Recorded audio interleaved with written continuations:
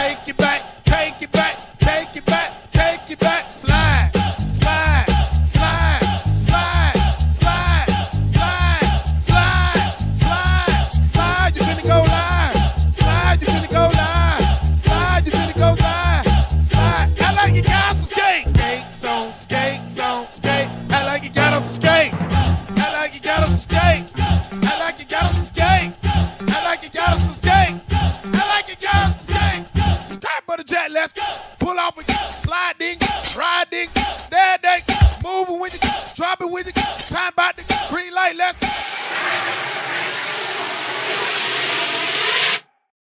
What's up, what's up, what's up, Kane Nation? We back in the building for another great episode of Kane's Talk Live. Well, we got a lot to talk about, a little bit of time to do it, and we got a guest tonight. But the title of the show is Dereon Coleman the future for the Miami Hurricanes? And my guest will be able to definitely let us know if he is or if he isn't. We'll find out here in a quick second. But let me do some housekeeping first.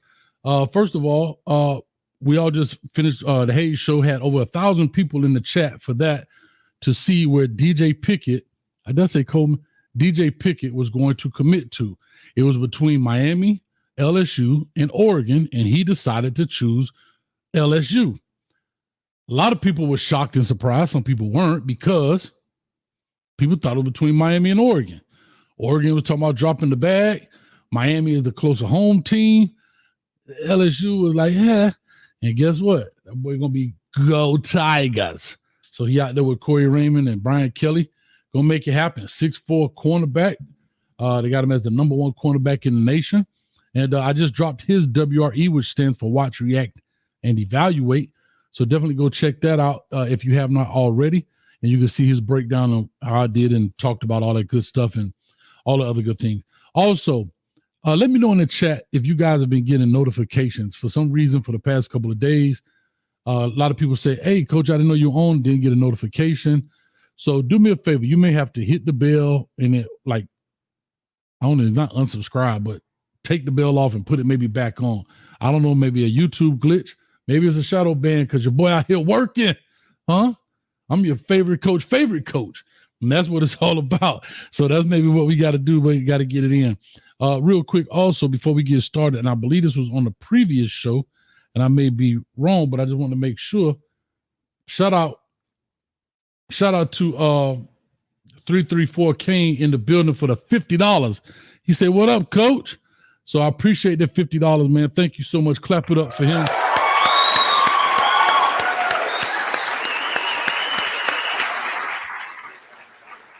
Thank you for that. I really appreciate it. It definitely means a lot, and it definitely helps this channel grow. So thank you so much. Also, we got a new subscriber in the building. Thank you for subscribing. Lavara Battle has just subscribed also. Let me see. Cuban Damas. This guy here. He don't want to come to the kitchen. He don't want to. I told you, man, I can make pastelitos. I can make medianoche, midnight sandwich. I'll cook you up, dog. Whatever you want, the pig, I can roast the pig in the ground. Whatever you want. Come on, man. You keep doing all this talking. Huh? All this barking, no bite. Come on, man. Coach. Come on.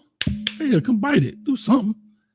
Pilo in the building. Shout out to the best channel on YouTube, Coach Hayes Football. Thank you so much for that, Pilo. And again, everyday Kane, congratulations to DJ. And I appreciate that. You know, of course, I'm a Kane fan. I'm a player fanatic. I say that all the time. You know, unfortunately, everybody can't come to the U. Some people go other places. I got a Kane corner over here, but I also got other players that I've had throughout the years that have gone other places. And at the end of the day, they have to feel like they have to do what's best for them and their families and the best decision for them. And so all we can do is applaud it. Now, game day, we got to lay that smack down. But other than that, hey, we wish them nothing but the best. And that's what it is. Real quick, Falcon X beat me too with the 305. Just make a batch of cane juice. Just make and share a batch of cane juice. I got you, man. I got to get some more cane juice on deck. I got a little bit left in this. I'm all out of it. I got a red shirt on, a blue cup. DJ Pickett messed me up, though. I'm colorblind after that one. But the cane juice will get me back right. But anyway, I appreciate that, Falcon. Thank you for the 305 in the building. Real quick, let me do my little monologue here, and then we'll jump right into it with our guests. We'll open up the phone line. Maybe you guys want to ask them a few questions, and we'll go from there. Dereon Coleman, Orlando Jones High School, here in Orlando. I'm currently in Orlando. Is a class of 26 prospect. Okay, just committed not long ago, and at a quarterback position. Plays for Jones. Came in, played early. He's not a starting 11th or 12th grade. He came in and started early, and I'll definitely let our guests speak about that. But, Jones is a school for people in Miami. It's equivalent to maybe the Northwestern, right? Here in Orlando, I will put it that way.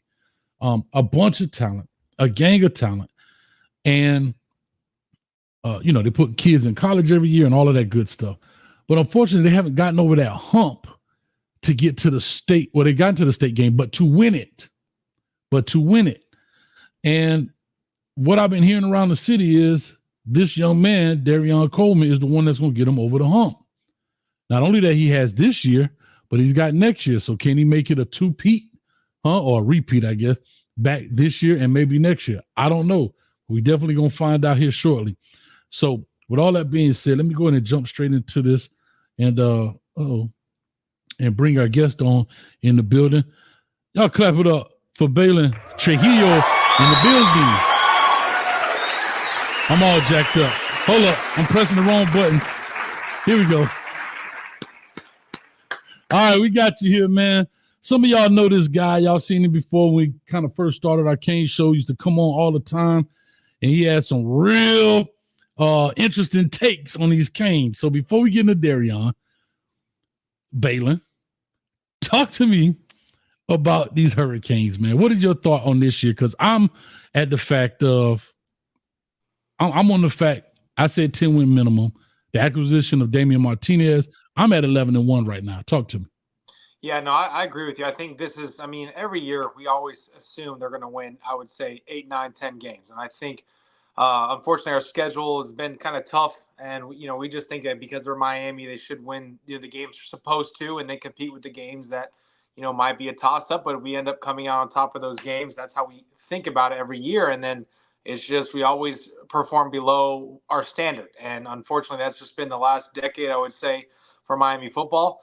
I think this year we're going with the same hype, if not even more, because if we look at our schedule, we should go 11-1, maybe even 12-0. We should. If we don't, it's coaching. I'm not going to say it's talent, because if you look at our roster, I think we are loaded. I think this might be our best team since like 2003 or 2004. I saw something say that on Twitter. I think it's pretty accurate as far as a roster standpoint. I think from top to bottom, from every position, I think we're pretty solid. Which I'm very excited about, especially at positions like you mentioned, running back. We got Cameron Ward, who I thought was the best quarterback in the transfer portal. We had added a receiver. We're loaded on defense. Got a great secondary, long, rangy secondary. I think, with the addition of a couple of D linemen, I think we're ready to compete for hopefully a college football playoff and maybe even, I'm not going to say it, but maybe a national title. Who knows? But as a Hurricane fan, separated from what we're about to talk about, I really hope we go 11-1, 12-0. I do believe maybe a realistic standpoint might be 9-3 or 10-2. It might be some games where we play to the level of our competition, which unfortunately we've done that before, and it's sad, but it might happen. But if we start rolling, I think the first game is going to tell a lot about this Hurricane season, Coach Hayes. If we dominate Florida, we win convincingly. I think we're going to have a pretty good season as we're predicting. If it's a dogfight, I would say probably that 9-3, 10-2 range.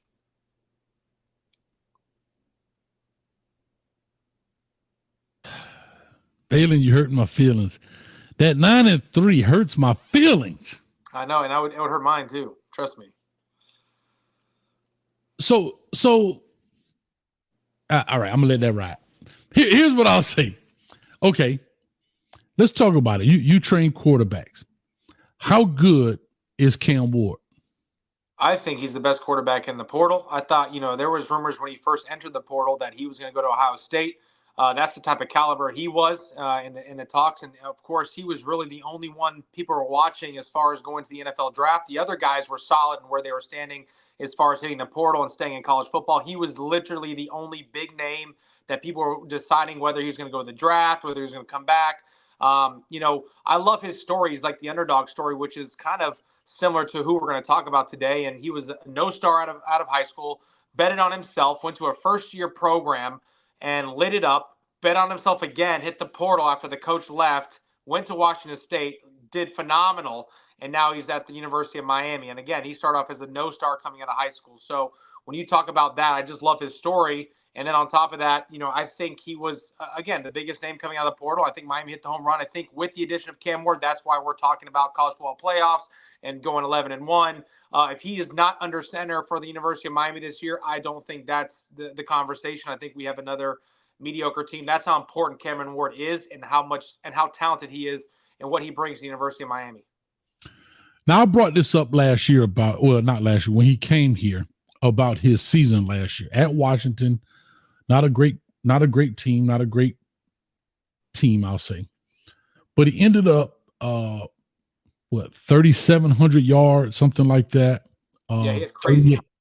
38 sacks, had some problems with some fumbles. Mm-hmm. But here's my question. And maybe you can, I think I have an answer, but I want to hear your answer. Why would a quarterback who likes to sling the ball around the yard come to a program like Miami where you always hear, well, Coach Cristobal like to run the ball?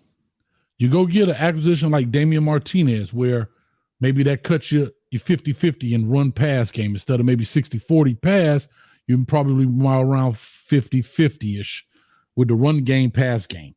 Yeah. So maybe his numbers hurt some. I don't know, but I'm just saying, why would he pick a school, do you think, like Miami, coming here like that? I have an answer. I just want to see what you want to say. Yeah, I'm going to be honest with you. I know the answer because I was in the building when this whole thing was happening, and it's really Shannon Dawson. Shannon Dawson is the only reason why Cameron Ward is sitting at the University of Miami right now. With his offense, Coach Mario has literally given him the keys to the offense. And with what Shannon Dawson did with Geno Smith at West Virginia, what he did when he was, I believe, at Houston, I mean, he was putting up massive numbers. And when you talk about the type of offense that he wants to run with the offensive line and a guy like Martinez, who is he's like a home run hitter. He's a speed guy. So you put him in an RPO spread offense. I mean, now the defense has to be conservative in the run game, because if they overplay it or are too aggressive, you have a quarterback that can run and throw, and you have a running back that can hit a home run every time he touches it, with an offensive line who's arguably the best in the ACC. I mean, it's a no-brainer. So you come to Miami, you got the money, you got the flash, you got the celebrity status, you got everything around you, you have all the hype, and on top of that, you're betting on yourself in 1 year. Why not go to the University of Miami, who needs a quarterback, with an offensive coordinator like Shannon Dawson, who's ready to open up the playbook, which he couldn't do with Tyler Van Dyke because he couldn't move. He's not mobile, so he's not able to do the RPO stuff that Shannon really wants to do. And once you add a quarterback dynamic like him, I mean, now it opens up everything. So I know we get caught up with Mario Cristobal, but when I was talking to Shannon Dawson in the recruiting process of trying to get Cam Ward, it was all because of his offense and what he can do for Cameron Ward to really showcase his ability with talent around him, and which includes an offensive line that can actually protect him. Yeah, and I agree. I agree with that. But I also thought in my mind, I said, you know what? Cam Ward said he was coming to Miami. He went to test the NFL waters, probably didn't get the kind of report or back that he wanted. Cool, no problem. I'm cool with that. I believe another part of why he came to Miami is that he has to prove that he's a winner. See, he put up a bunch of numbers, but they lost. Like I said with Michael Jordan, he put up 63, but they lost against Boston, right? He now has to prove that he's a winner. And that's something, and I equate it to like a J.J. McCarthy. I don't think J.J. McCarthy is the best quarterback to ever touch a football, but he proved that he can win, right? Yep. First round pick. Didn't put up the numbers like Cam Ward did, right? But he hasn't proved that he can win, because the quarterback is the head of the snake, if that makes sense, for lack of a better term. So to help his draft stock, in my opinion, was he has to show the NFL execs that not only I can throw a bunch of balls around the yard and put up some phenomenal stats with my back against the wall, But can I not just lead me? Can I bring the other 10 guys with me or the 105 guys with me and win ball games? And I think that's important too of why he came, that he can come. And what other way than to take a program like Miami, who has struggled over the past 10 years. They had some good seasons here and there, but nowhere near the quote unquote Miami standard. Yeah. And put them on the mountaintop. If you don't win a natty, that shows that you took a program from here and brought them here. And I think that was very strategic and very smart. Because yeah, you can go to Ohio State, win 11 games a year. They've been doing that every year. Right. You can go to all these different places. I think Will Howard did that from K-State, went to Ohio State, and so forth and so on. I mean, think about it. Kyle McCord, they pretty much ran him out of town. They still won, 11 games? Yeah, 11 Think about it. You won 11 games. Bro, you won 11 games with a dude like, nah, you ain't the man. Get out.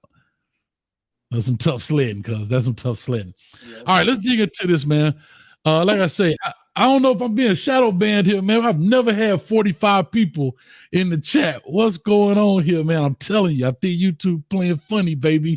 But that's all right. The rewatch squad is strong. Before we get into who we want to really talk about, let me go to this donor here. Another one from Falconer with a 305. You got to throw the 305 up on that form, Baylin. That's my man's right there.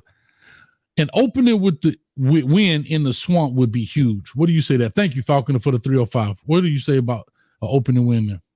Yeah, I just mentioned it earlier when we talked about Miami this season, the standard. I think if they don't win convincingly, we're going to have a tough year. I think this is we're better from a roster standpoint. We're better coaching. We're having more stability right now. Florida's on the brink of arguably the worst season they've had in a decade.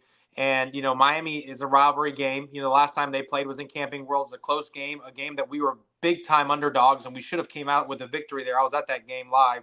And I think is there something to prove? I mean, you go out in the swamp at 3:30 p.m.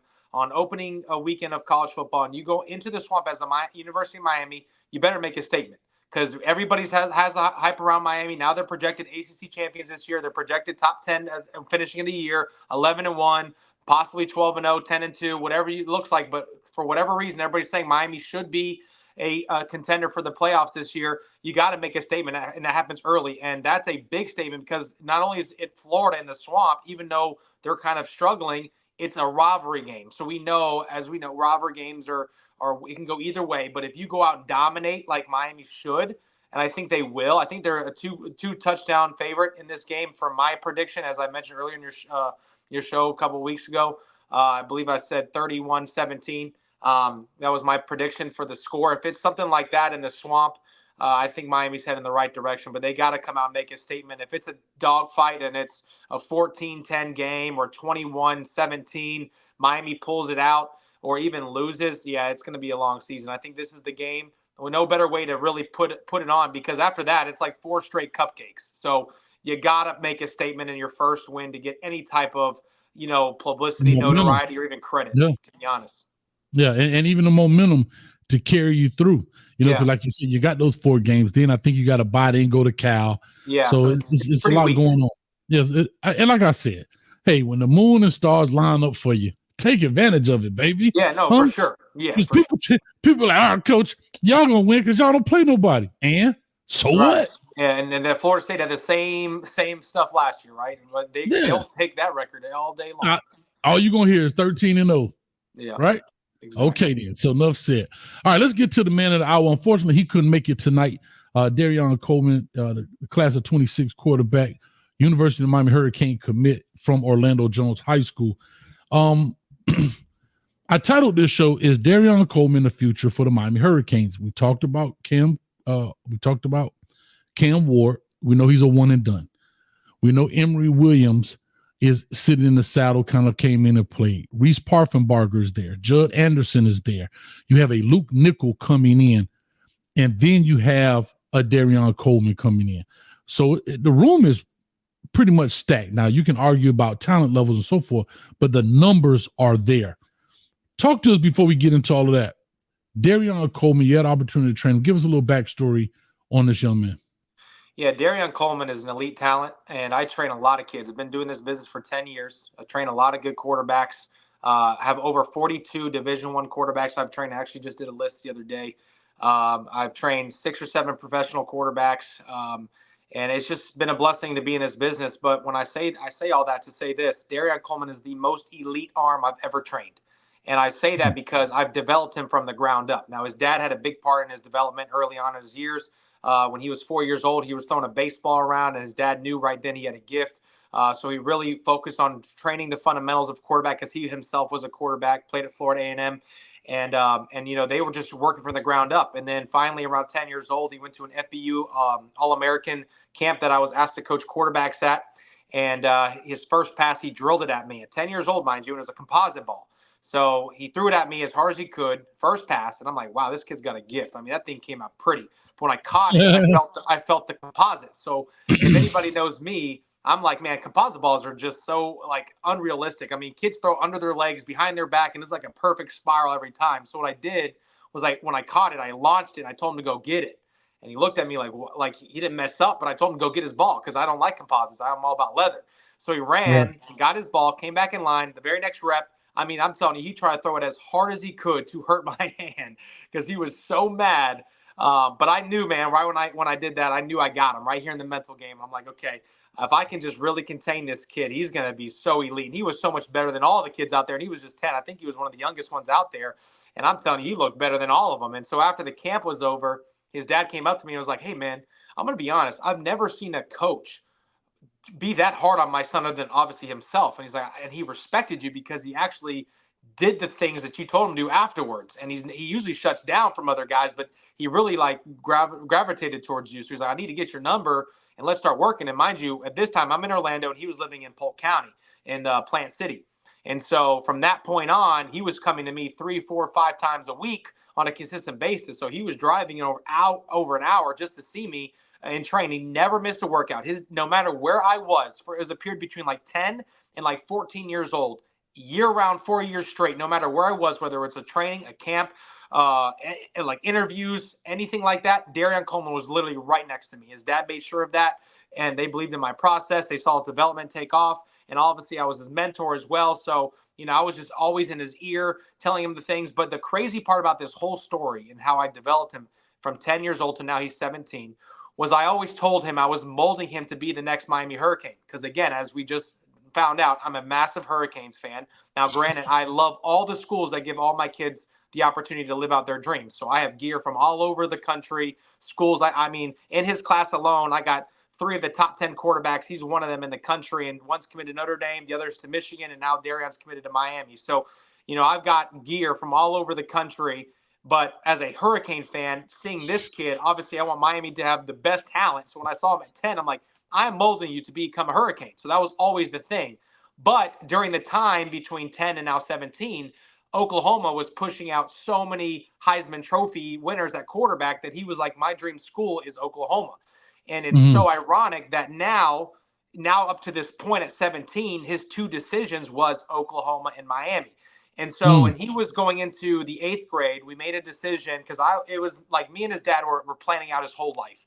Literally everything he did was like a chess piece on a board, and you can't make a mistake. So we stayed patient with his chess piece, but I knew that there had to be some movement made for Dereon to be in the position he is today, which is now a Miami Hurricane. And so when he was going into 8th grade, I set him up with 7-on-7 teams down in Miami, not Orlando, not Tampa. I was sending him down south because I wanted him to build a name for himself down there, because I knew at some point it was going to matter for the University of Miami. So that was always the plan. And his dad bought into it, and we sent him down there. He played with Immortals, played with Raw.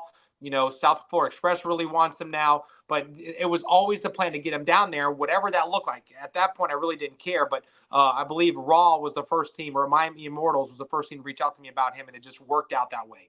Well, anyways, he started his 8th grade year on varsity at Fort Meade. And so he had already built a name for himself on varsity to get tape, so he started receiving offers. And his first offer was in 8th grade from Incarnate Word, which is where Cameron Ward played. Ironic, right? Not ironic at all. It's almost like a plan. It's crazy. So he gets that offer in 8th grade. That was when Cameron Ward was getting recruited by Incarnate Word. Coach J.G. Klein was there. Now he left to Texas State, but he was there for Cameron Ward's year. But anyways, so Dereon Coleman does that, right? He gets his offer in 8th grade. He's starting on varsity. Then he moves to Plant City, where his dad played his freshman year.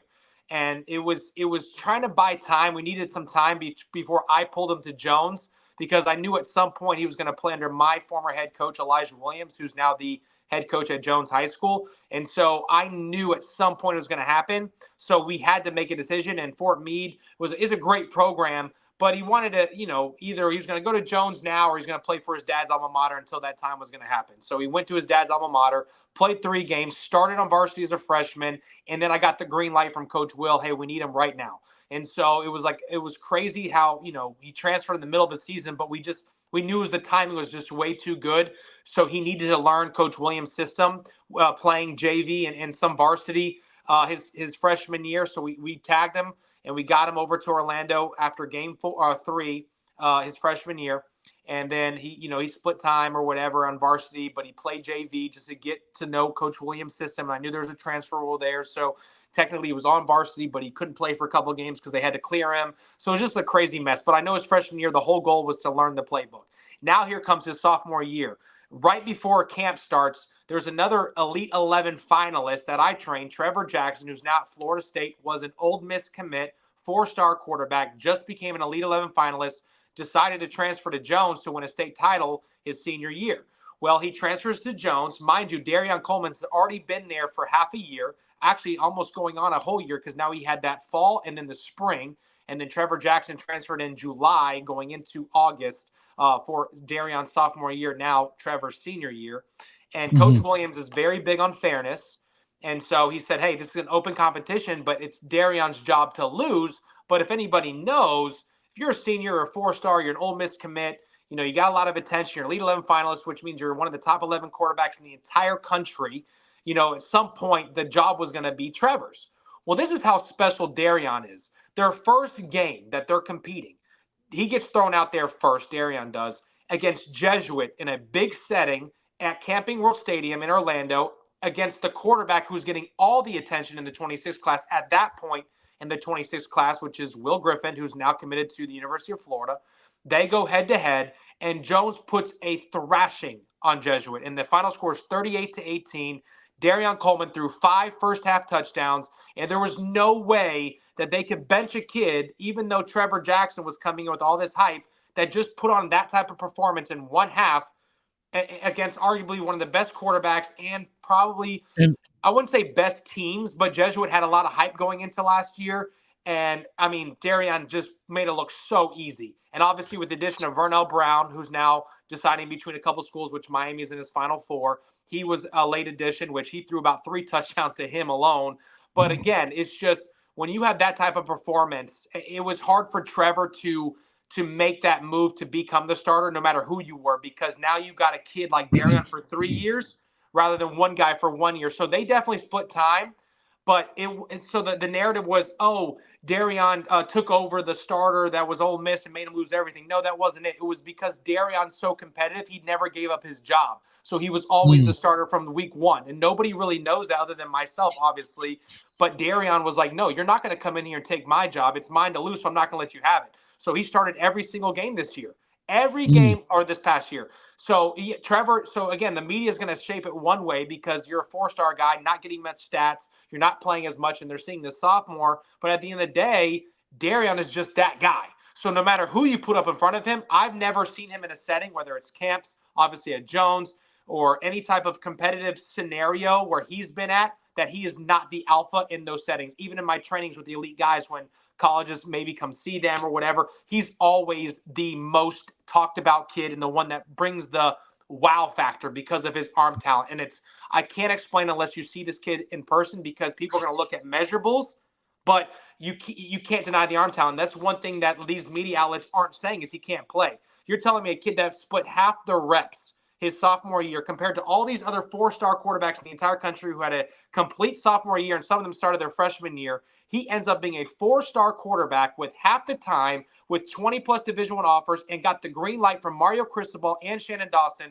to commit as a Hurricane. Mind you, he was 4 weeks verbally committed to Oklahoma under the table that no one knew about other than myself. So you're talking about that's the type of elite talent that this kid is that Miami is getting. Right. So when you ask that question in your post, is Dereon the future? Yeah, he's the future, and I got goosebumps because I'm a Hurricanes fan, and he's coming to the U, and he's all in, baby. All right. Hold on. Let me take some of the drink. That was a lot to consume. Hold on. God dang. That was about 11 minutes. Hold up. Go Canes.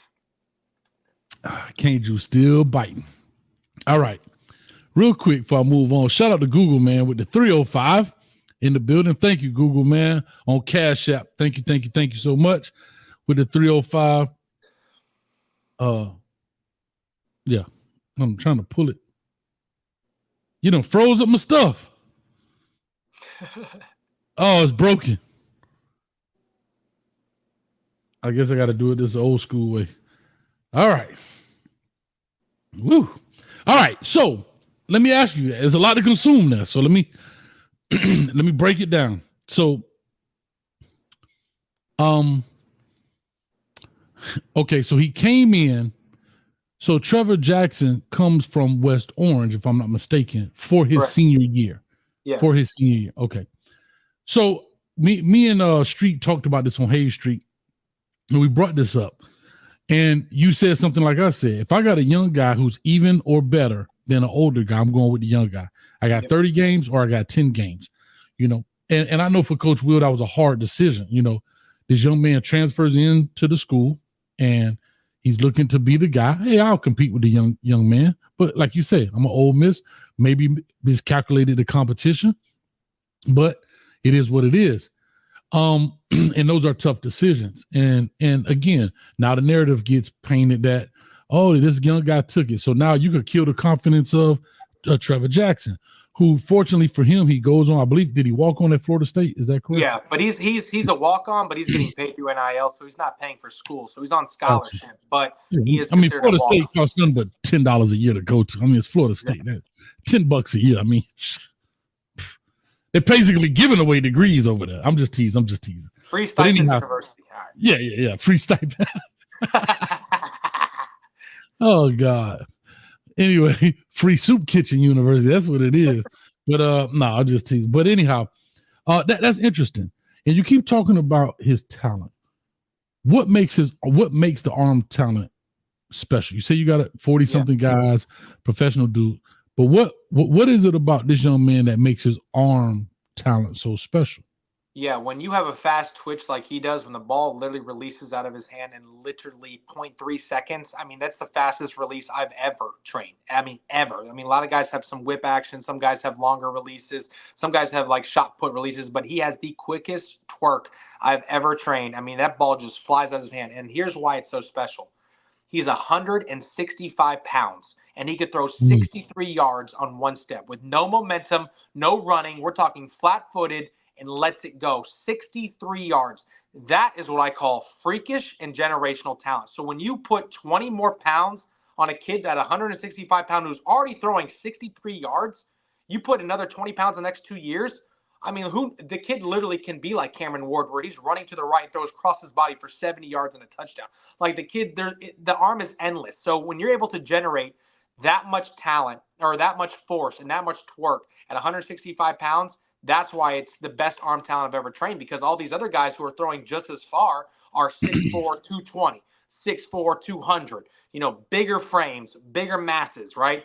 But this kid is a 6'1", 165 pounds, and with the flick of a wrist, with no momentum, flat-footed, can throw 63 yards. And that was after a complete training where I made them throw deep ball, and that was my recent one with him, and he just let it go. There's plays on his tape that you can watch where he's jumping in the air, getting hit by two Wekiva defenders, flicked his wrist, the ball goes 55 yards in the air for a touchdown. Nobody's doing that. No way. Getting hit, by the way. All right, so because we're gonna get into kind of the future and the competition part, and like I said, I would love for him to have been here to talk to him directly. But like I say, basically his right hand man. So we're gonna see what you got in regards to maybe some answer for some of these Cane fans. Like I said, I looked at his film.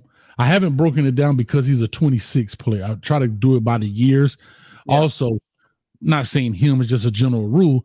So many people change their mind. Like, for example, Oklahoma, which was under the table commit, but they changed their mind. So I try to stay with the class and go on and go forth and go forward there. Athletically, I saw his tape. He definitely can move around. What is his athletic ability? When I say athletic ability, I'm talking about his ability to run, move out in the pocket. Is he the quote unquote dual threat. They gotten away with that word now. It's not dual threat quarterback in pro style. It's what is it called now? Just robots and we call them robots and we call them athletes. They got a term for it now. It escapes me. What do they call the quarterback? The pro style versus dual threat. But what do they call them now? They don't call them that anymore in the thing. Remember they had a pro style category and they had they don't have that anymore. It's something else. Rivals and 24/7 still categorize them as PS, pro style, and then dual threat, DT. Really? I thought it was something else that was, but anyway. So what is his dual threat ability? How about that? Yeah. So Dereon is the number 4 ranked dual threat in the country in the 26 class, according to Rivals.com.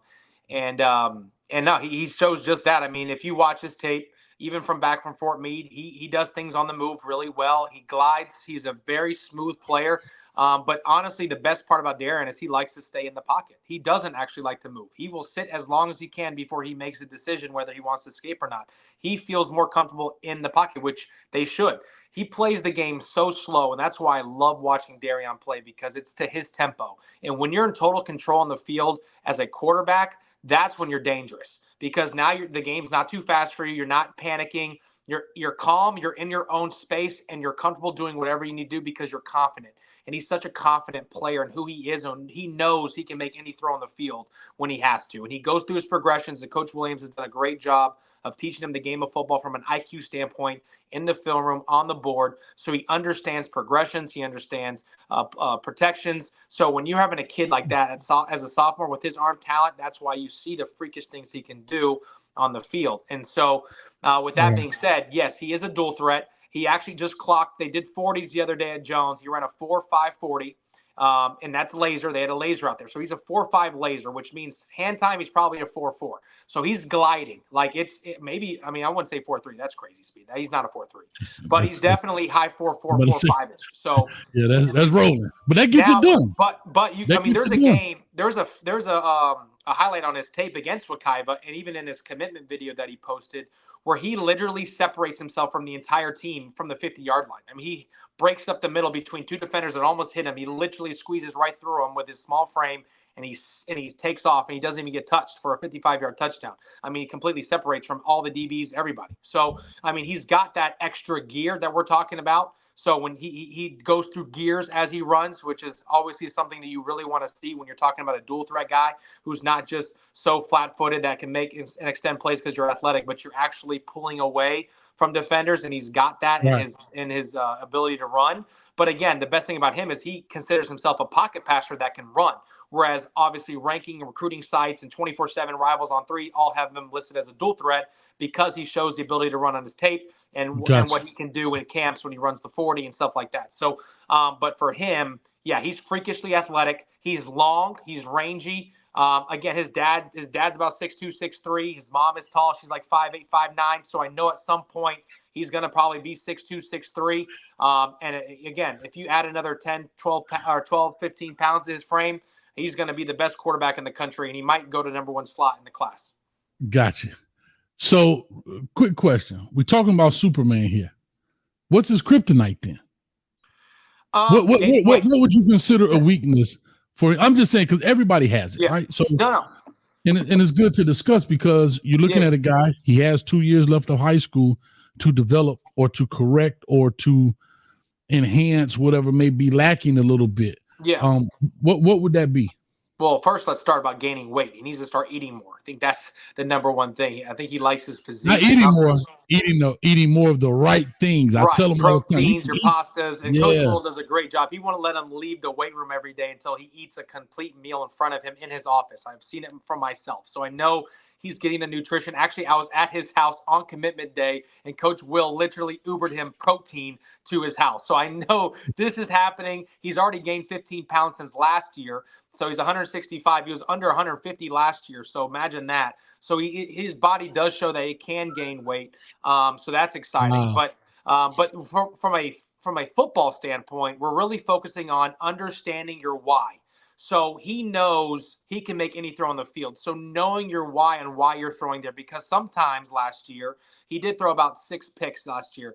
And sometimes he would fit it. He would try to force things because he knew he could wait and hold on, especially the deep ball, to where he would just let it go last minute. maybe getting hit when he's throwing, taking unnecessary punishment, balls fumbling, right? So just learning to take care of the ball and understanding the why you're going to where you're going and not just relying so big on your arm because you know you can fit into tight windows, but understanding, hey, should I make that decision? And understanding that in a split second. So maybe instead of forcing that dig or that bang eight, going to your check down.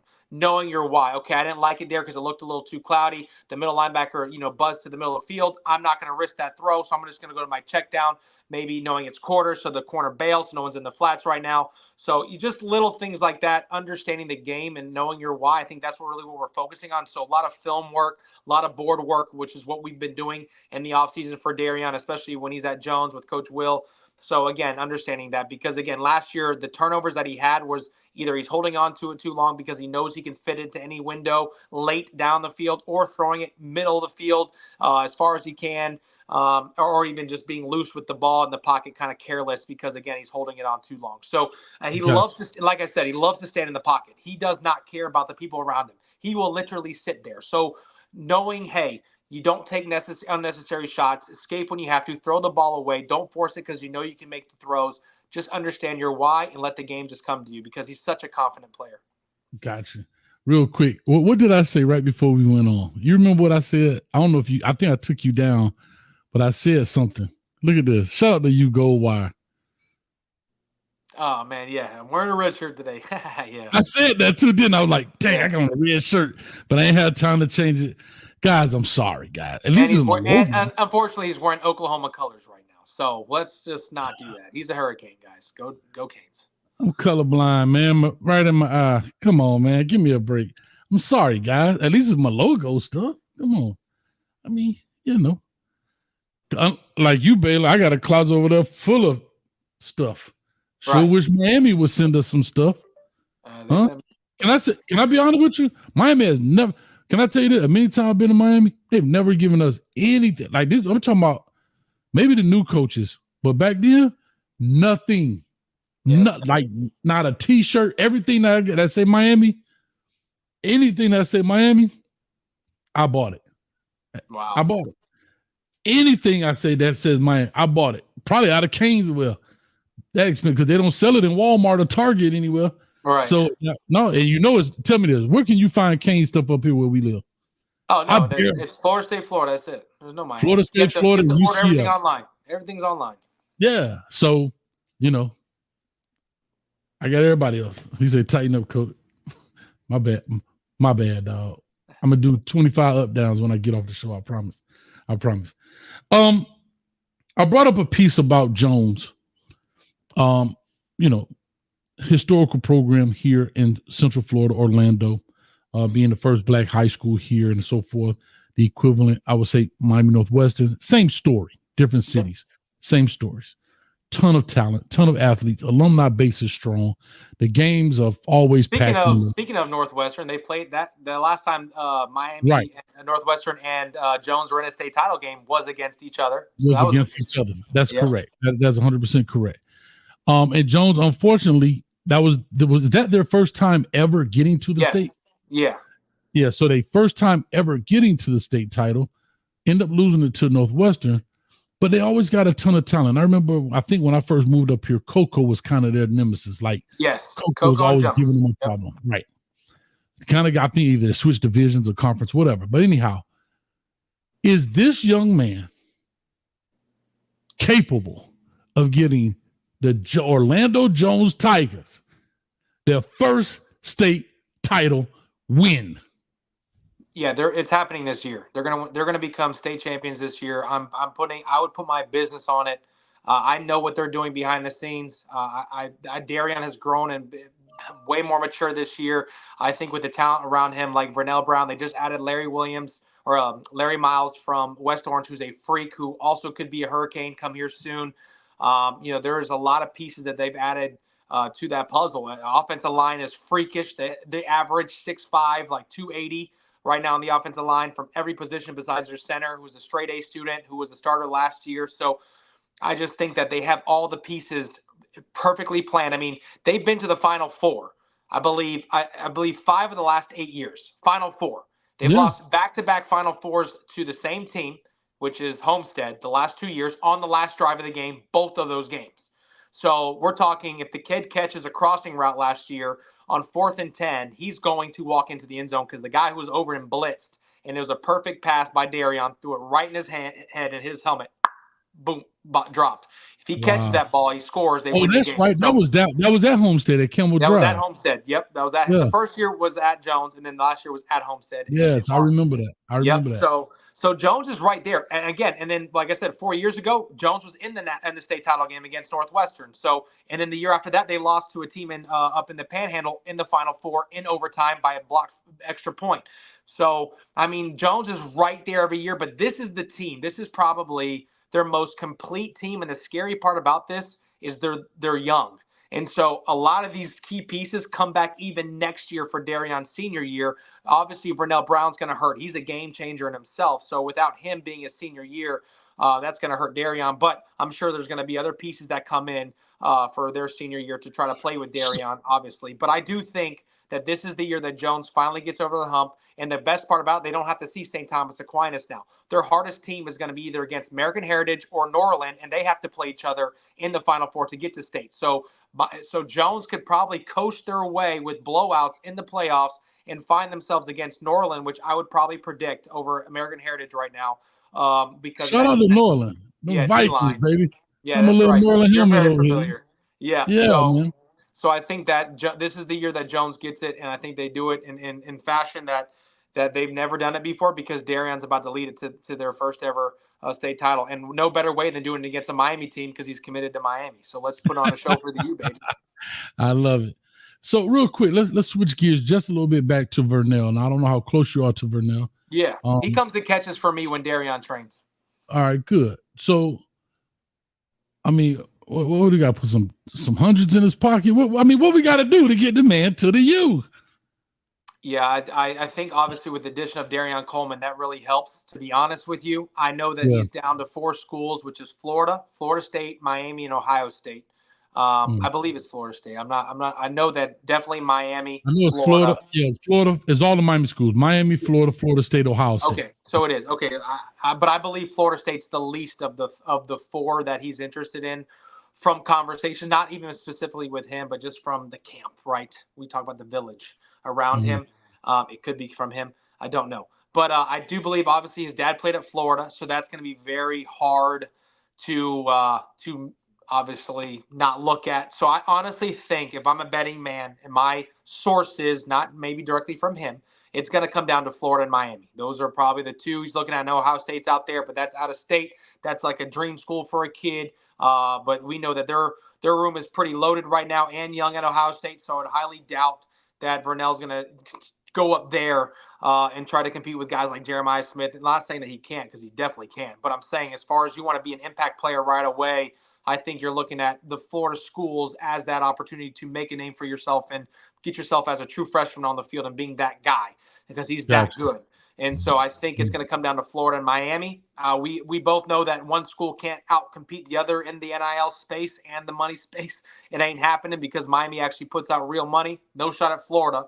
But, we know Jaden Rashada ain't too far away, and he was obviously a commit to both schools, and we know how that all went down. So he left for the money and didn't happen for him, and now he's suing the program. So we'll let that conversation end. But I don't think that Vernell's about the money. I just believe he's about what gives him the better opportunity to get on the field the fastest. And obviously with your dad being alumni at Florida, it's going to be hard to switch. I think he ends up committing to Florida, but who knows? He could become a Hurricane, and I would love that. And I think with Dereon committing there, that definitely shook some things up because Vernell did not know that was going to happen because Dereon was committed to Oklahoma and was all about Oklahoma for so long.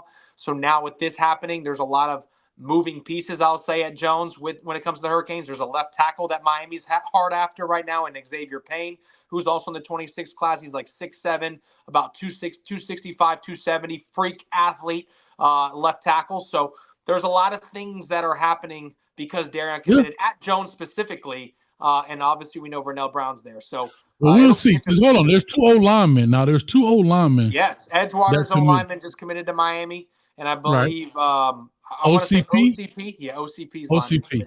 Okay. Yep. So yeah, so no, that's big stuff right there, man. What I like to do here, like I said, we'll be on here just for a little bit here.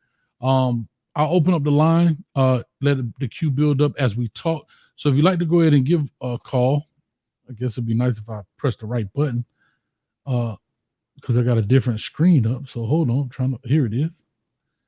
All right, 862-799-9956. Point to that for me there, Baylin, if you wouldn't mind. Just point straight down. And there you go, 862-799-9956. Please feel free to call in, start up a queue if you want to ask him any questions pertaining to Dereon Coleman. May be able to answer it, maybe not. Some things may be private, maybe not. I don't know. But we'll definitely see. But while we're waiting on that, let's talk a little Canes football first. Year 2 for Shannon Dawson. Year 2 for Lance Guidry. Pretty much year 2 for this staff, except I know Adai left and Chevis Jackson comes in, who's actually been killing it on the recruiting trail as well. He's done a great job with that coming from Marshall. I'm trying to think. The running back room is to me is great right now. Now I heard Mark Fletcher may or may not be, but now I'm starting to hear that he may be playing this year and playing significantly. That would be very good. That would be awesome, actually. What's your thoughts? Let's just say from the running back room, right quick. Any thoughts? I think it's one of the best running back rooms that we've had in a long time. And we're talking about we have a power guy and we have 2 home run hitters. And I think when you talk about Fletcher and Martinez together, oh my gosh, I mean, it's special. I mean, go ahead, everybody that's listening, go ahead, play the new NCAA game and see how those guys are on the game. I mean, it's unbelievable. I think it's something that we love as Hurricane fans. Obviously, we're all about running back U, or tight end U, or receiver U, or DB U. I mean, linebacker U. I mean, think about the standard at the University of Miami from a position standpoint. We actually dominate every position, probably minus quarterback, unfortunately. But I think, man, from an athletic standpoint, in the running back room, I love it, dude. I love Mark Fletcher and I love Martinez. Martinez literally took us over to the next level. When you got Cameron Woods, and that's what took me to 11, though, baby. He's gonna win us some games himself. Trust me. Listen now. It's crazy. I'm gonna be the first one to say this. People can deny it all they want, but Coach Hayes was the first one to say Miami 10-win minimum. I'm the soldier boy of the Canes. I might have some going there. Huh? I'm the first one to say 10-win minimum. And everybody say, Coach Hayes, you're drinking. Coach Hayes, you're delusional. Coach Hayes, did you slip and bump your head? I said, no, you slipped and bumped your head. Hey, guess what? We will be slipping and we will be drinking if they don't win 10-plus games this year. I'm telling you, with the roster that these guys have, I'm telling you. Well, all right, you gonna be just like you did last year. After every game we lost, especially Georgia Tech, boy, you were sipping on something. I know that. Hot, boy. I was on fire.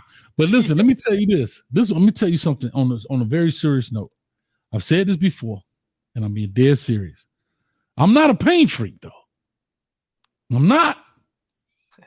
I am not. I'm a Miami Hurricane fan, but I ain't crazy. And I already said this, if we lose to Duke, I'm out. I'll see y'all in 10 years. I'll see y'all in 2034. If we lose to Cal, I'm done. Yeah, no, but listen, seriously. If we lose to Duke, I'm not thinking just the school. I'm also thinking about the head coach. Because he was the guy. Oh, Manny Diaz. Because he was the guy that everybody blamed, right? For the fall of Miami, yep. And he goes to a program, first year, blah, blah, blah. And he comes in and beat our third year, $80 million dude. Yeah, listen, y'all call me what you want. Just don't call me collect. Man, that boy, he might pull out the Duke chains that game. You never know. He can pull out whatever. He can pull out whatever he want to pull out, except the W. Because here's my thing. I'm just being dead honest. I can't, dog. I will come on here and I had to say this. I'll treat it like business. I would do my camp, but it would be business. I couldn't do it with passion anymore because I'm not, dog. I can't. I don't have that. Like, you can't cheat on me and I keep taking you back.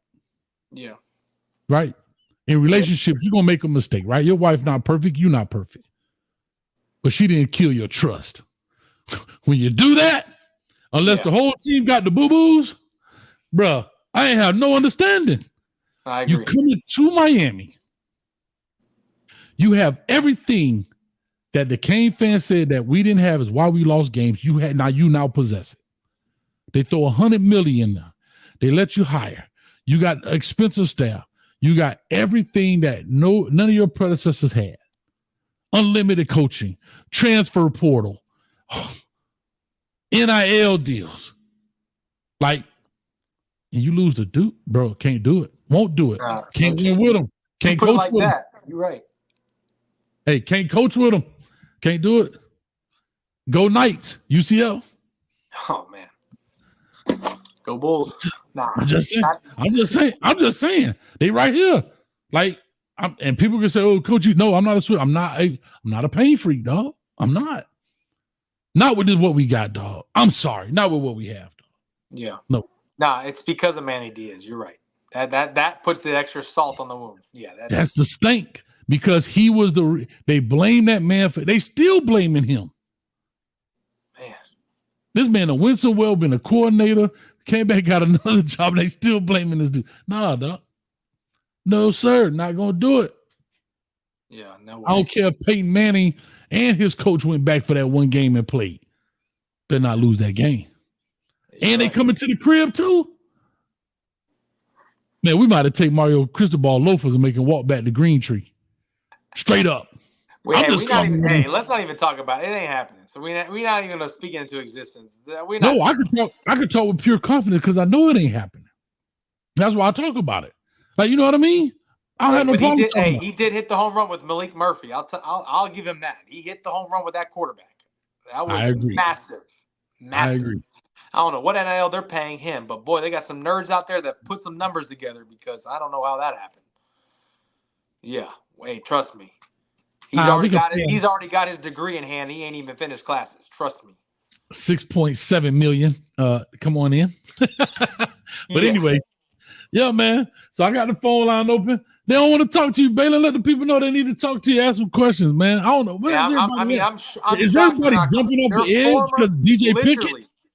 Literally, right. They probably heard about that whole deal. I watched it live. I did not expect LSU to be even. That was great. I mean, I hate the fact that he's not a Hurricane, but I love the way they did it because he trolled all the platforms. See, I know how the platforms work. Usually when On3, 24/7 come out with prediction edits, they know inside information because they got the same information from me when they were, hearing about Noah at Notre Dame, Brady at Michigan, obviously Dereon at Oklahoma and Miami. So these predictions aren't just out of the blue like predictions. They actually have inside sources that tell them where they're leaning.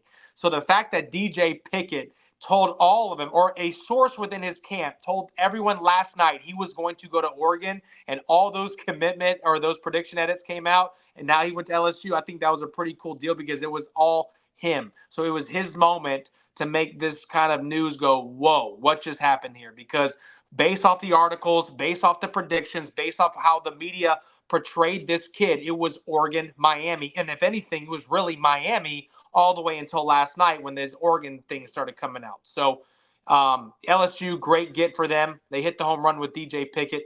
But yeah, I think Hurricane fans are kind of hurt by that because they really were convinced he was going to be a Cane. But yeah, I mean, honestly, guys, I'm shocked that no one's wanting to call. I'm literally talking about the future Miami quarterback here. I mean, the most important position, I would think, in Miami program history of where we need to go to the next level. And I'm training literally the future of this program in Dereon Coleman, who is, again, the most elite arm talent I've ever trained because I've actually developed him from a boy to a man. 10 years old until now, 17, 7 straight years of developing him, mentoring him. He was on Larry Bluestein's radio show the other night, the multiple podcasts on him. I mean, the kid's getting a lot of hype. He was an Oklahoma commit for 5 weeks. He is a full-blown Hurricane. He has shut down his recruitment. Matter of fact, when I was with him, he blocked about 6 or 7 colleges' numbers so they wouldn't reach out to him anymore. So, I mean, he is all in. He wouldn't have made this decision without being all in. So he is going to be a Miami Hurricane in 2 years as long as Shannon Dawson stays there. I mean, he was a big reason why Dereon Coleman is where he's at today with the Hurricanes. He took a chance on him. He loves Dereon, thinks he's the next big thing like Cameron Ward. He fits his system like Cameron Ward, like Geno Smith did when he was at West Virginia. So there's a lot of hype around Dereon and with Shannon Dawson specifically. So as long as things go in the right direction and Shannon Dawson's happy at the University of Miami in 2 years, Dereon will be wearing a U on his helmet. And I think he will be the starting quarterback his true freshman year, because I know when he's bigger, faster, stronger, smarter in the next 2 years, there's not a quarterback in that room So, that's going to outdo him. I'm telling I'm you glad that. you brought that up. Perfect segue.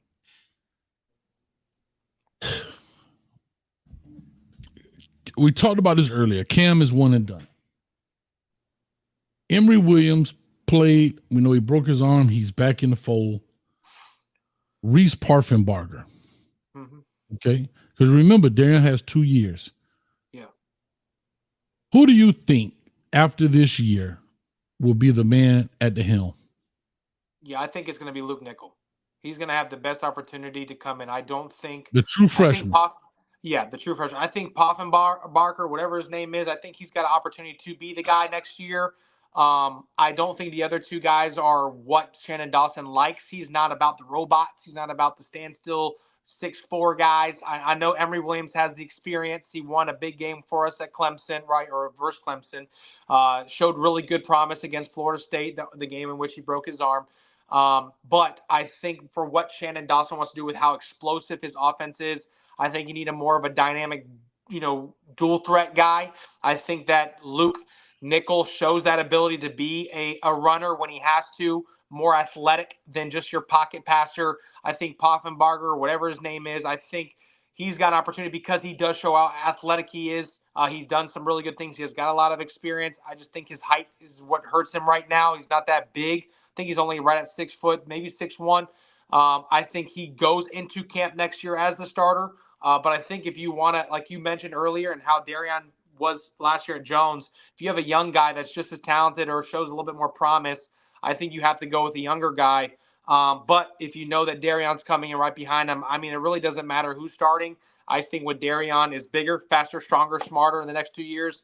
Not just because he's my client, but because I'm a Hurricane fan myself. I'm really hoping that Dereon comes in and he is the guy as a true freshman, and he will be the starting quarterback at Miami for 4 years. So here's what I'll say then. So, okay, Luke Nickel takes the job, kind of X out Emory, you kind of X out Parfenbarger. But Luke would have only been a freshman going into year 2 when Dereon Coleman arrives. Yep. Now, what is that? And this is all hypothetical, Kane Nation. Yeah. We're just talking. What does that dynamic look like? Luke Nickel year 2. Yeah. Dereon year 1. Yeah. So you just say he's going to be a freshman. So he's year 1, Luke Nickel year 2. Okay. What does that look like then? Yeah, so we're going to probably get the same scenario as a Spencer Rattler and Caleb Williams. I mean, Spencer Rattler was the guy at South Carolina, did really good for them, started as, I believe a redshirt freshman year. Caleb Williams comes right behind him after game 3 or 4 in the Red River rivalry. They bench and put Caleb Williams in. He leads them for a comeback, and guess what? He's a starter for the rest of the year. So I think you see a scenario like that. Honestly, as a Hurricane fan, I want whoever the best player is on the field. I want to win games. That's what I want to do. But I know how competitive Dereon is and who he is and what he possesses in that arm, that I know that if he gets to Miami and there's a true competition, he's the next Caleb Williams, whoever's the starting quarterback. You better look over your shoulder because you got a guy that's hungry and is right behind him. So I honestly think a lot of these guys we're talking about, like your Judds, your Emory Williams, not Parfenbarger because he just got there, but one or two of these guys might be in the portal next year after spring. So there's going to be, obviously Luke Nickel's going to come in early. He's going to come in January. So, and the portal's going to be wide open. So you never know. This could be the best scenario. You ready for this? This could be a Dawson scenario. January, they go after another one-and-done portal guy. They get Luke Nickel to come in as a freshman. They redshirt him under this one-and-done. Now Dereon comes in. Now we have an open competition for the future. Now it's a true Luke Nickel versus Dereon Coleman, and everybody else has weeded themselves out. So Miami could go for the home run, especially after a season. If they have this year, they can't bet on a rebuild. They cannot go from let's just work out and let's plan for the future. It's a win now game now. So when you have that and Miami goes 10-2, 11-1, 12-0 this year during the college football playoff, well, guess what? Next year, when a lot of these guys come back and you lose your quarterback, you're going to have to get a trigger man. So are you going to bet your whole entire building on a on a guy who came from an FCS school or a true freshman or a guy who got a little bit of experience with a broken arm who's coming off an injury? I don't know. I'm not, I'm speaking as an analyst from afar. Or are you going to go into the portal next year? Are you going to try to go for the home run hit, the senior guy, go win more, get your recruiting still back up, and now you got a true team where you can build around a guy like Dereon or a guy like Luke Nickel and go from there, because these are actually Shannon Dawson's guys. All these other guys in the room aren't Shannon Dawson's besides Poffenbarger, which, again, they got him because he was the best option available because Cameron Ward hit the portal. We waited so long because we were banking on that when he claimed that he was going to the draft, Poffenbarger, or whatever his name is, was the only good option available because we were so late in the game. So we went and grabbed the best option we could with the most experience. And then there we go. God gave us a gift. Cameron Ward available again. We're a Hurricane. So it just worked out that way. So I think with this scenario, I think Miami, the smartest thing to do to not really go under pressure and have to win early with the freshman is go after another portal guy next year and then let Dereon and Nickel go after it. Shot-Town Kane on the phone line. Give me 1 second. Shot-Town, 862-799-9956. You guys are more than welcome to call in. 863 Kane, he got his eyeballs up like, whoa, I don't know about that scenario. QB say bookmark this show, 7/17/24. Hey, I'm going to look like a king when this thing actually plays out. And you're going to be like, whoa, this is crazy. Hey, but now I will say what you're saying has some validity because, and this is why I'm so big on this year. Let me go back. Shy, I'm coming to you, Shy. Give me 1 second, buddy. The reason I don't look at it as a one and done year, but it has a one and done feel. What do I mean? Because if you don't win this year, they're gone. No, but not even that. Right. If your goal is not to, spun out like the kid, spun out all your money. $1 million for this dude, $1 million for that dude, all this money. Henry Barrow, Simeon Henry Barron, Tyler Barron, Simeon Barrow, all these pieces, these one and dones. Cameron Ward, Damian Martinez. For what? Nah, Damian, I think he has 2 years. Man, he out of here after this shit, man. Right? But what I'm saying is, do all that for 8 games, 9 games. That's what I'm saying. This is yeah. So what I'm saying is, if you're gonna go to the mountaintop, you got all the tools to get there. Yep. You can't be like, oh, I got a flat tire. You ain't think of that, right? I got this precious gold in the trunk, and you ain't thought about everything. You done spent all this money. No, listen. That's why I'm saying. So back to what you were saying. Now, once you reach this top, this pinnacle, you can't just fall back and say, okay, rebuild. Because you ain't had enough time at the top of the mountain. You just went over. You ain't stay up there long enough to screen.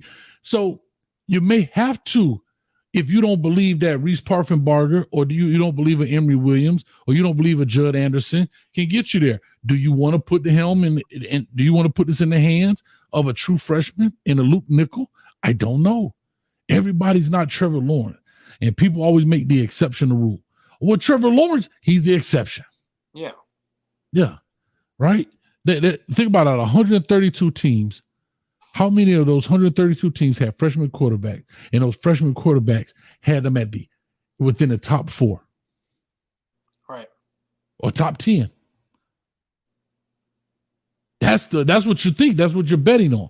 So it's tough. Let me open this up to Shot-Town right quick. He always saves us, man. When the phone line be struggling, he always pop on in, man. Shout out to Shot-Town Kane in the building. What's up with you, brother?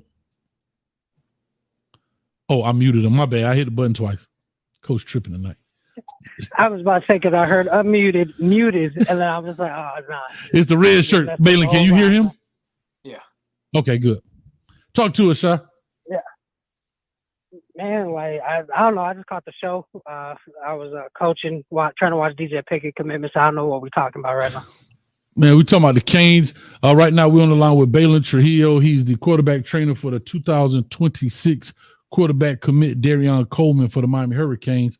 So he was kind of giving us some insight on him as a player. He said he's one of the best arm talent that he has ever coached over his 10 years of coaching. So I didn't know if you want to ask any questions in regards to Dereon. And he's an avid Miami Hurricane fan too, so we'll talk that as well. Okay.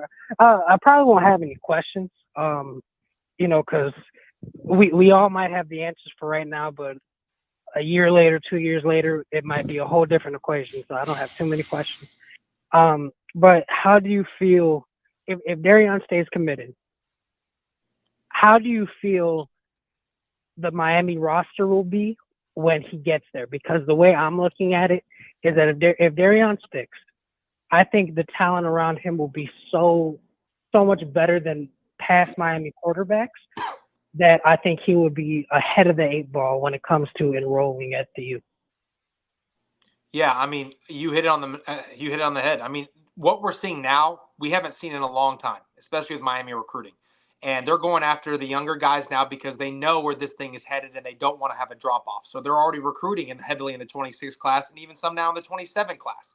And so now you're starting to see this thing really build around that 26 class. And what you need right now is a trigger man. And they just got in Dereon Coleman. So now you're going to bring guys in the Miami area, which I've already set up because he's played 7-on-7 down there. He's been in All-Americans down there. You know, he's already built a name for himself, won back-to-back 7-on-7 tournaments in Miami at the University of Miami in back-to-back years, which is really what put him on the pedestal as the number one guy on their board in the 26 class. So now you got a guy like that, which I'm going to shut down all of that. He is going to be a Hurricane in 2 years. Like I said, his recruitment is done. He's already blocked coaches' numbers. He's actually one of the ones that didn't like the process. He didn't like the coaches always blowing up his phone, which is every kid's dream.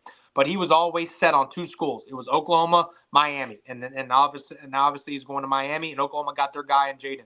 So now we know what's going on. The chess pieces already got your checkmates, and we're going all in. So Dereon Coleman will be a Miami Hurricane, and yes, you are right. The talent around him, he's got 2 years to build around him in that class, especially at the receiver position and even running back position. Obviously, he's got a couple linemen that play with him now that have offers from Miami that he's getting to show more interest in to go and commit and make that decision. He's got a receiver right now that just transferred in that might become a Hurricane in the next couple weeks. So, I mean, it's going to really help the people around him. And we've never seen this in recruiting, the fact that these guys are going after 2 years in advance. So now, again, you have a quarterback that's able to recruit for 2 years before he even gets on campus. Okay, let's say a year and a half because he will be enrolling early in January. But technically 2 years to build a class around him. Yes, he's going to have every opportunity, just like Luke Nickel will, because he's going to benefit from some of these recruits. Like, let's say Miami gets Vernell Brown. Luke Nickel's going to benefit from that because he's going to be a year with him. So, like, there's going to be some benefits for the whole program in general, especially for the younger guys coming in. But, yes, Dereon is going to be surrounded by so much more talent because he's able to recruit for 2 years because he's so early committed to Miami. Right. Gotcha. Yeah, no, I definitely hear that, man. I definitely hear that. And what people take out of consideration is when Trevor won that national championship as a freshman, that defense that was covering up any freshman mistakes he had was insane. He had that nasty Clemson D-line with Christian Wilkins, Cleveland Farrell, Dexter Lawrence, and with the way Miami recruited D-line last year, when Dereon comes in, all those guys are going to be juniors. Yeah. You know, if Vane is a 4th year, and I don't think he will be, but if he stays the senior year, you're looking at Booker Pickett, Elias Rudolph, Dalen Russell, Artavius Jones, Justin Scott, all juniors by the time Dereon gets here. And yes, he'll have the weapons around him, but, you know, freshmen make mistakes like always. But when the defense is able to cover up for those mistakes, that just makes his life even more easier. So I definitely think we're way ahead of schedule, you know, and especially this year since we're going 12-0 ACC championship, you know, type stuff. There we go. Hey, quick question, Sha. Who do we play in the What's ACC up? champion? Nobody talks about the other side of the coin. Who do you think we play in the ACC championship? Because they got rid of the conferences, the coastal. So I think it is either going to be Clemson or Florida State. I have a better feeling of Clemson being there, but if Florida State ends up making it, I think that will be the funniest thing ever because they're in-state rivals. So of course we talk more trash to them, but they're always the ones that say that Miami's never won one, and and all that kind of stuff. And it would be so a much better feeling to know that we won our first national ACC championship against them. But then, of course, the argument is going to be, oh, well, we're just trying to leave anyway, stuff like that. But I honestly think we're either going to play Clemson or Florida State.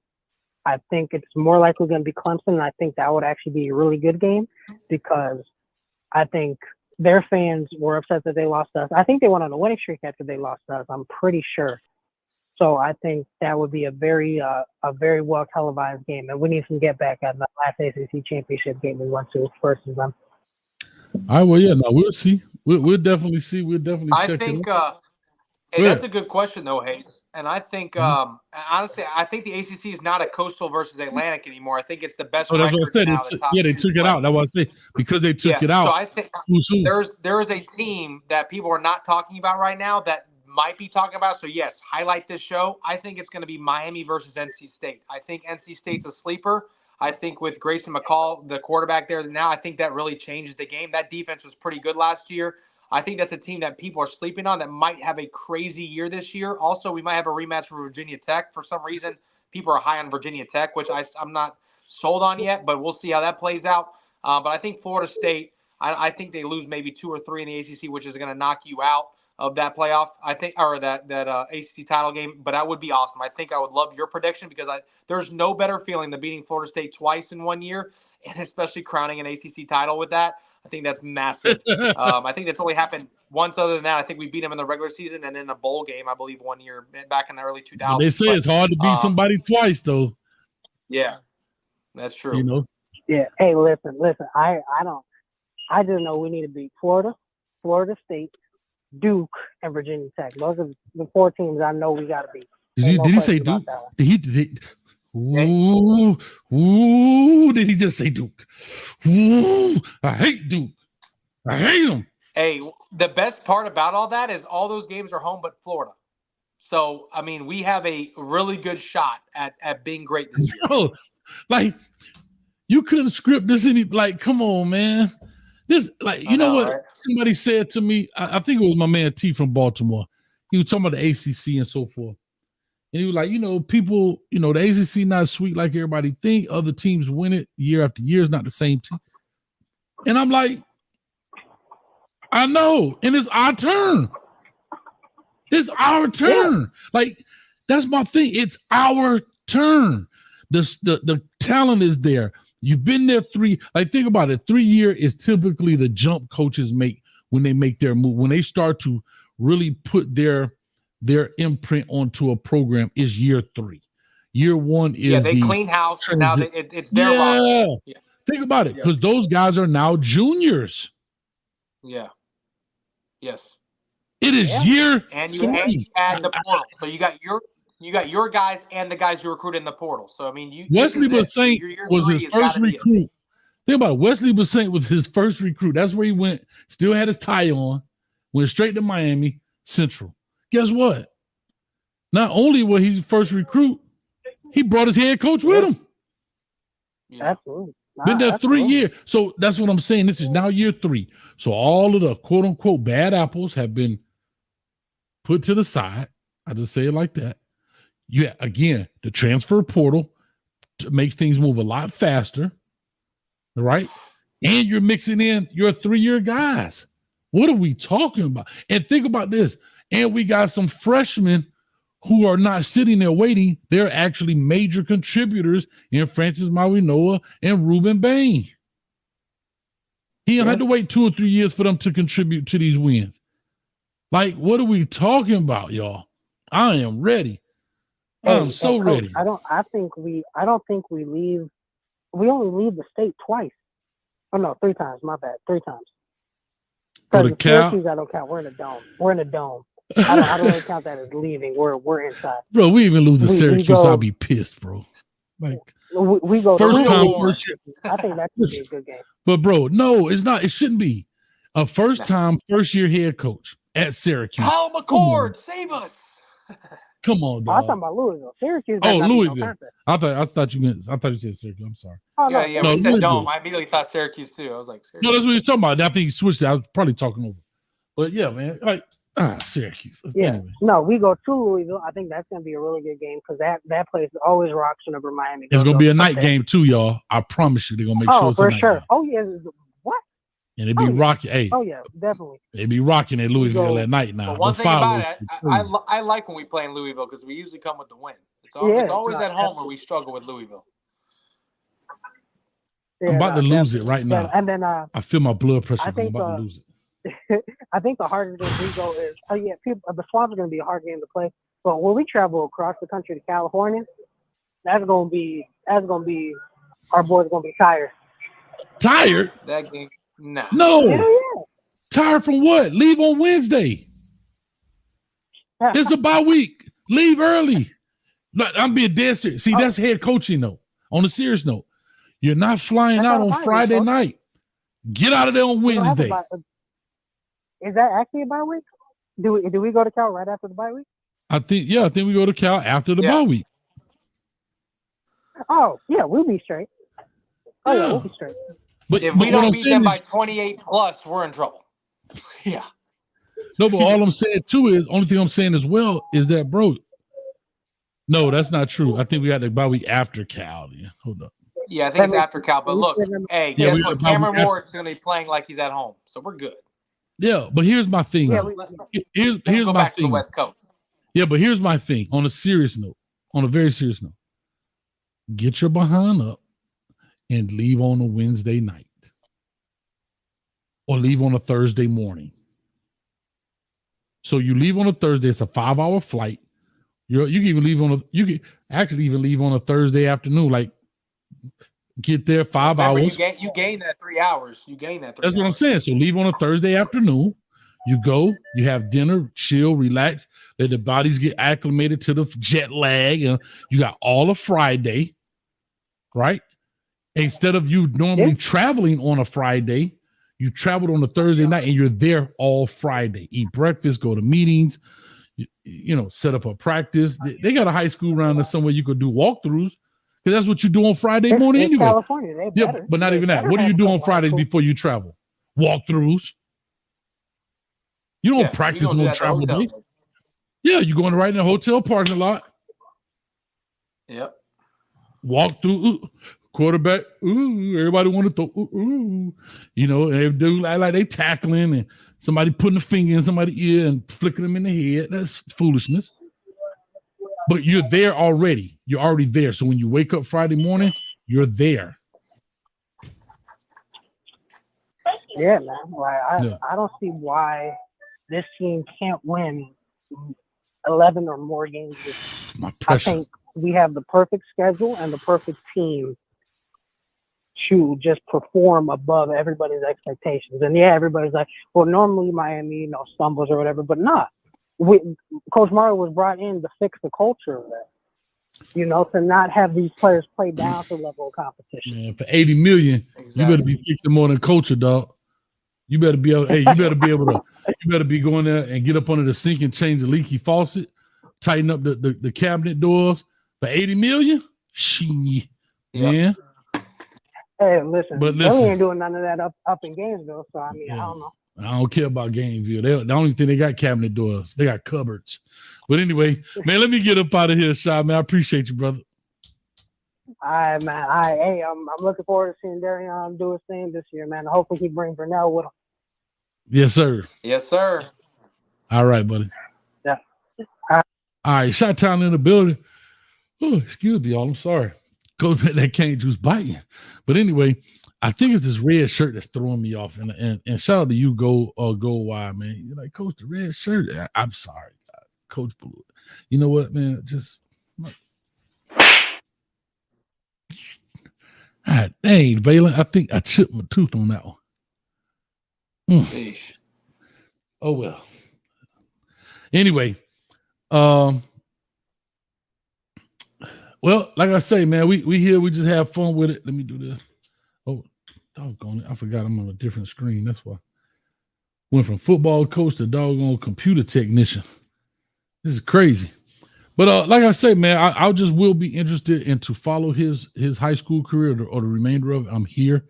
Like I said, man, we're going to try and do some more things here on this channel especially here locally, because you're right here. It's a lot of talent in this area. We just did an interview with Gavin Nix. So we're editing that up right now.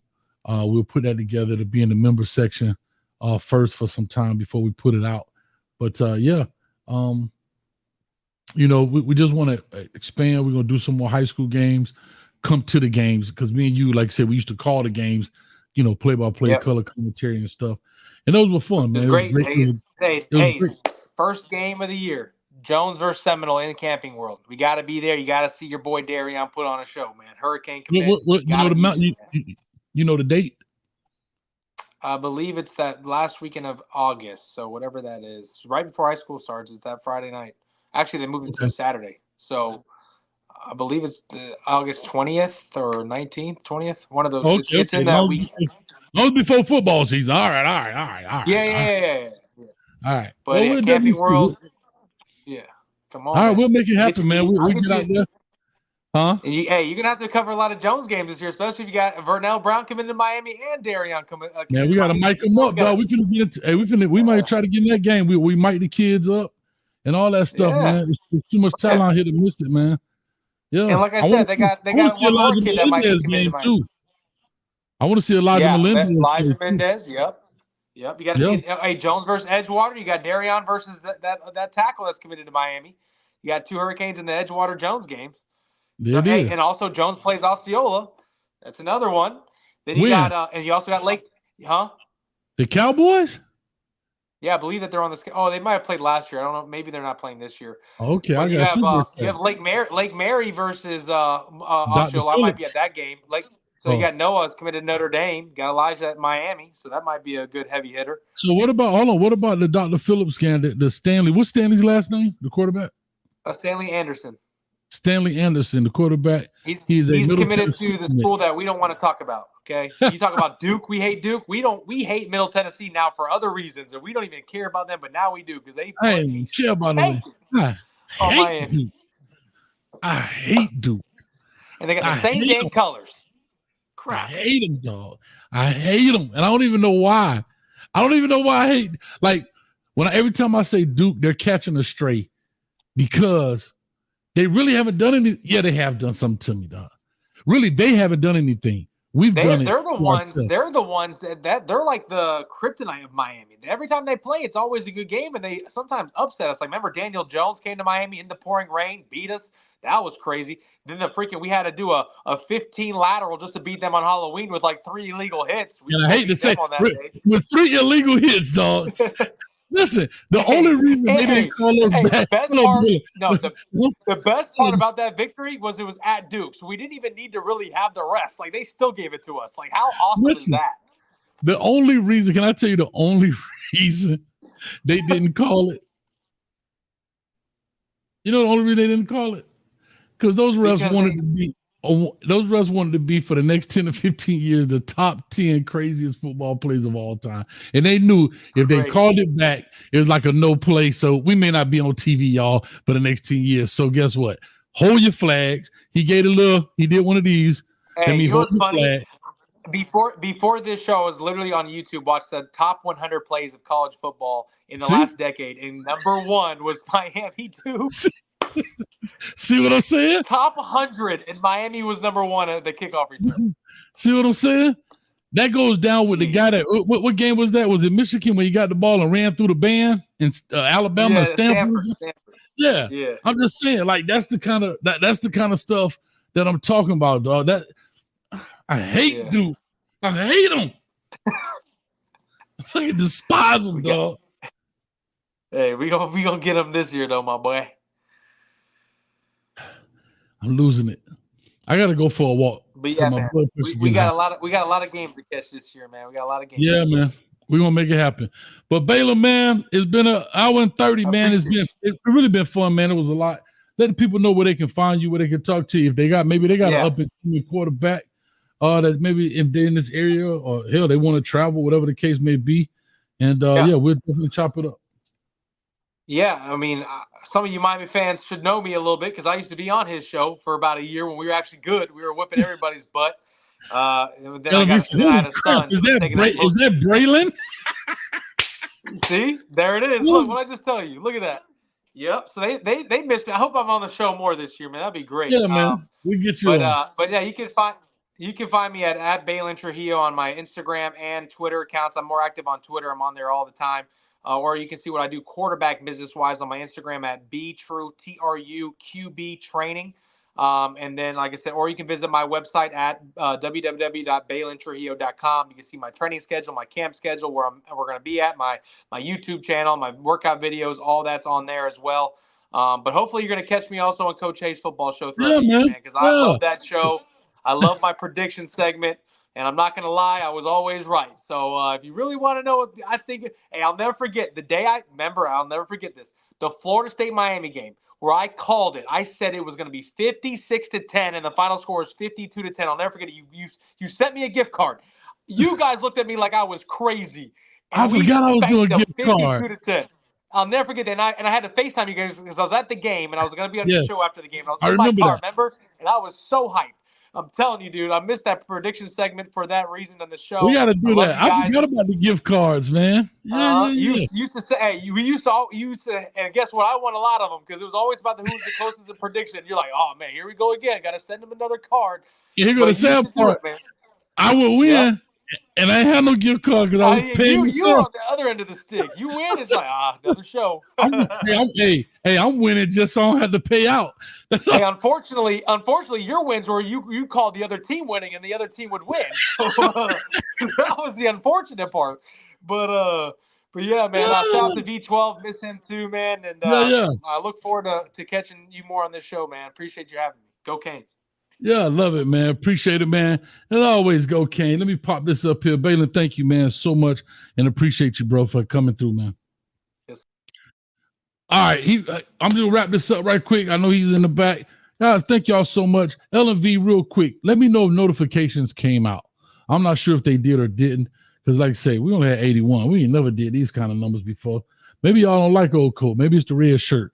But L&V done put this Baylin's Twitter account in there already. She also has put in the YouTube channel. So it's there. The links are in the channel. So go ahead and make sure you check those out. Click over, subscribe, and all that other good stuff. Follow. But with all that being said, man, it was great. It's been fun. We got a lot of other stuff coming out. I forgot I was giving out gift cards. Golly, I hope I wrote that off on my taxes. I don't know. But anyway, with all that being said, matter of fact, I might owe Baylin the old $10.99 or something. I got to get my money back. I used to give that dude a lot of gift cards. I'm going to start buying blank gift cards and tell him, I put the money on it. I don't know what happened. But anyway, with all that being said, hey, I don't know where the Oracle is. If you guys can find her, please let me know. Still looking for a Surfer Boy. Appreciate for the great segment. And we'll definitely catch y'all. It's always about the youth. And we'll catch y'all again. Make sure you check out these WREs coming up and Hayes Street show as well. And with all that, we out of here. Peace.